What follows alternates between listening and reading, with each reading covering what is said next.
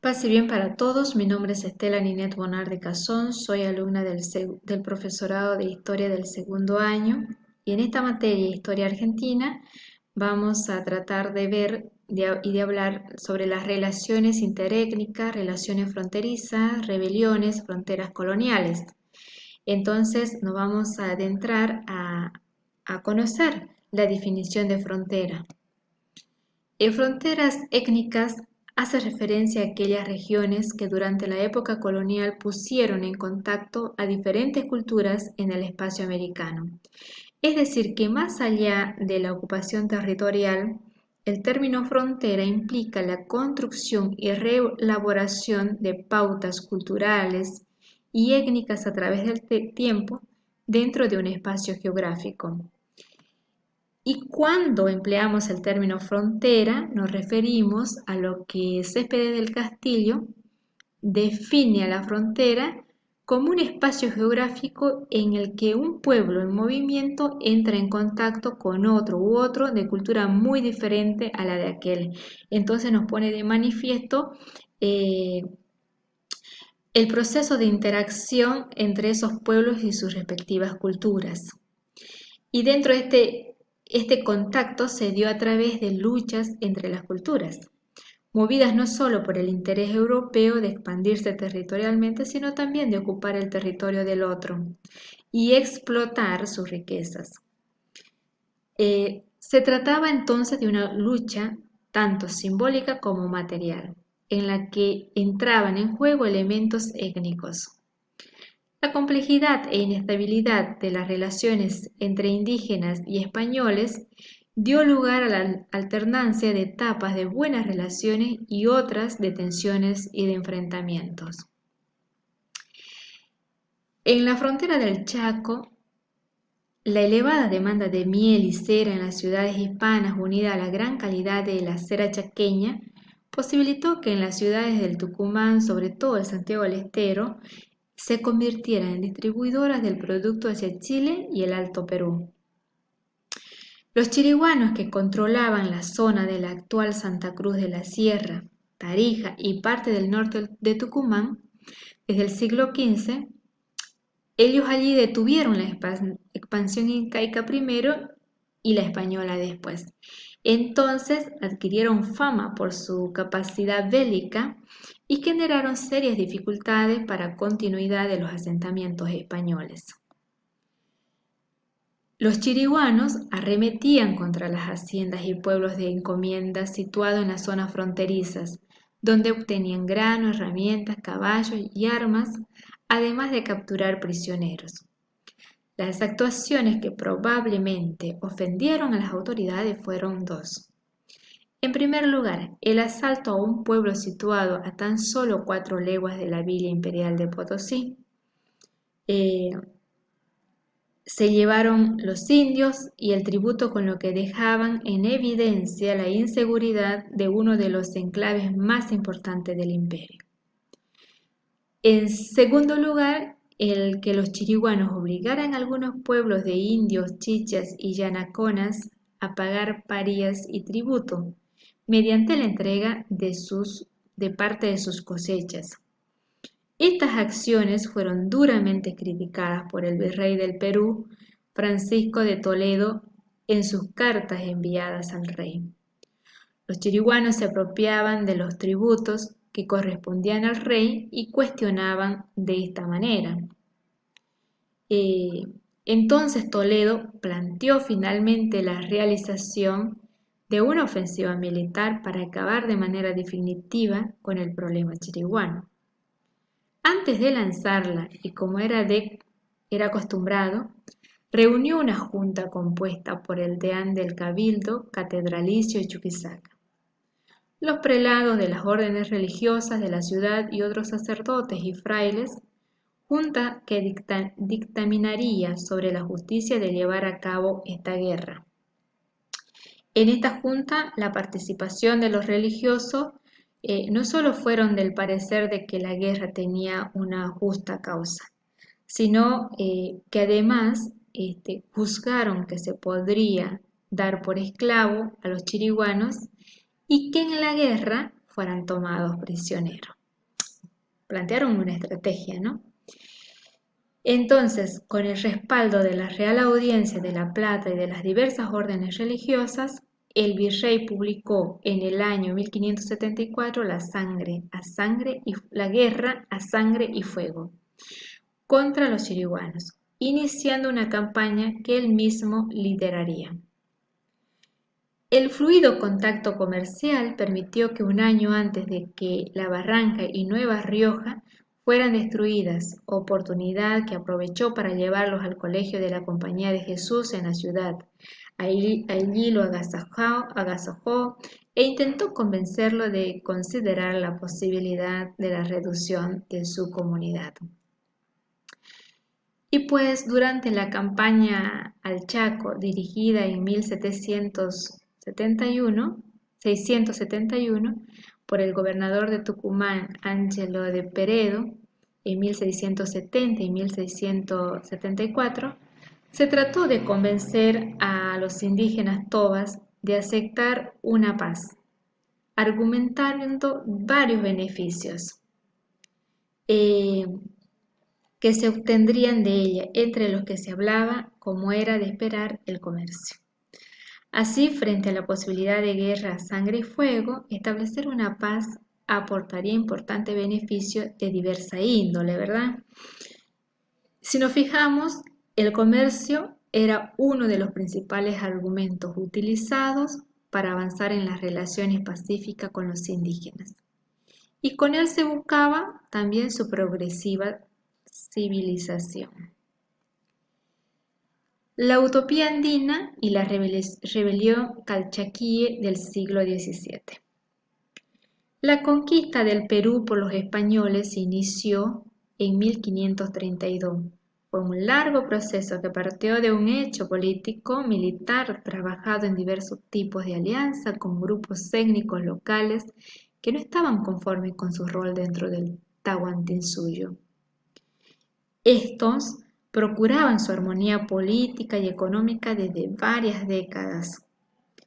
Viendo en los españoles a los aliados, sin embargo, los conquistadores desestructuraron los mecanismos de articulación económica, política y social que hacían posible la configuración histórica vigente en el Tahuantinsuyo y en el mundo andino desde hacía siglos.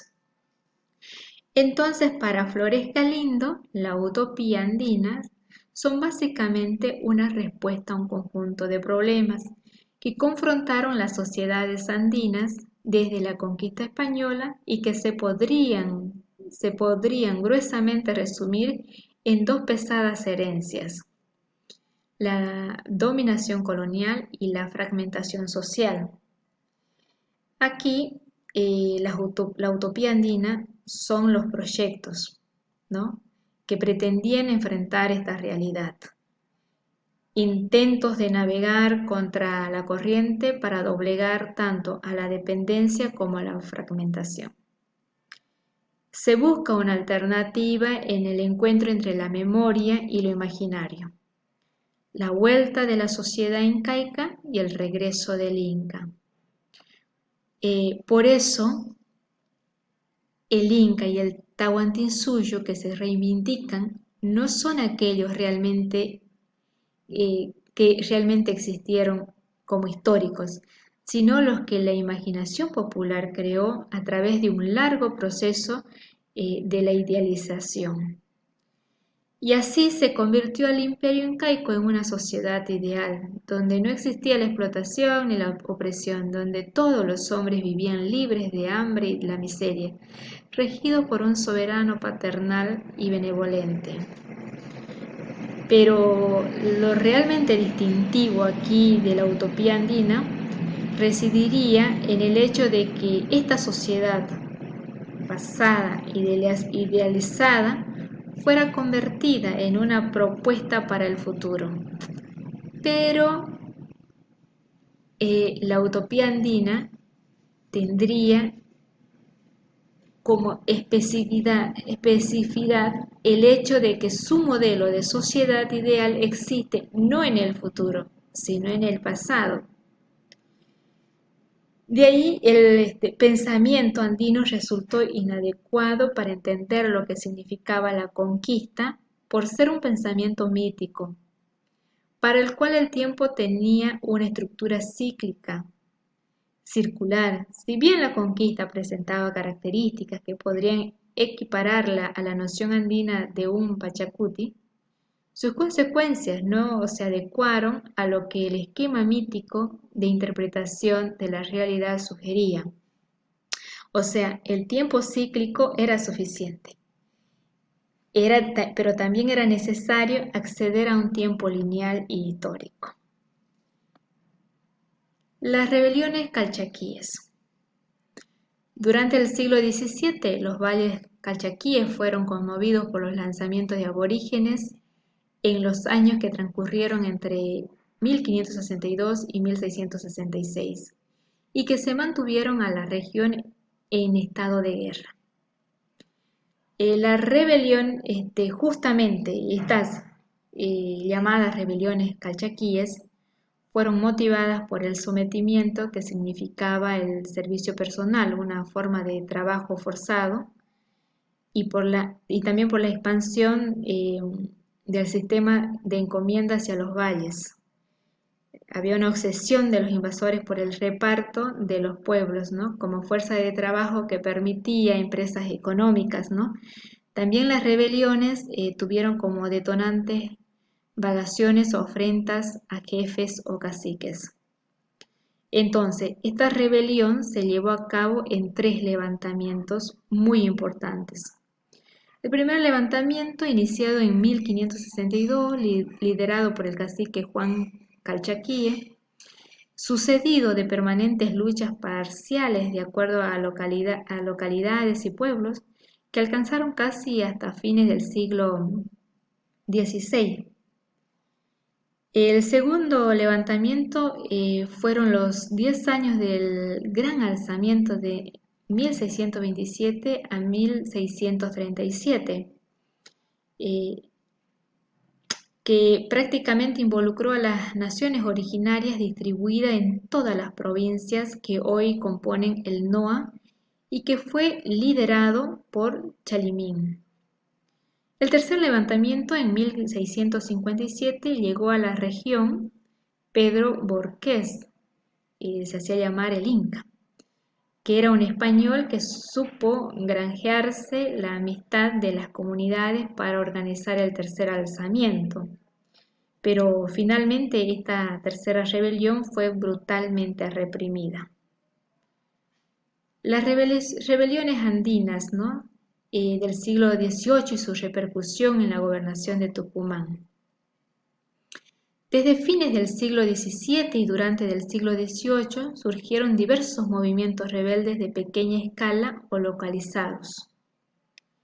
Estas rebeliones resaltan por sus diferentes reivindicaciones, sus composiciones sociales, características de liderazgo, ubicación y desarrollo. Si bien fueron numerosos los levantamientos, estos se caracterizaron por su focalización, desorden interno, desorganización, pugnas y desgaste al no articular sus demandas con las de otras zonas y así avivar las intentonas rebeldes. Las diversas formas de protesta abarcaron en su momento a casi todos los sectores sociales, desde los españoles peninsulares, como el caso de Pedro Borqués durante la Tercera Rebelión, hasta los mestizos que en su mayoría lideraron levantamientos y rebeliones. Las rebeliones. Estos lanzamientos resultaron ruinosos tanto para los españoles como para los aborígenes. Los europeos y los hijos debieron abandonar sus labores y tomar las armas.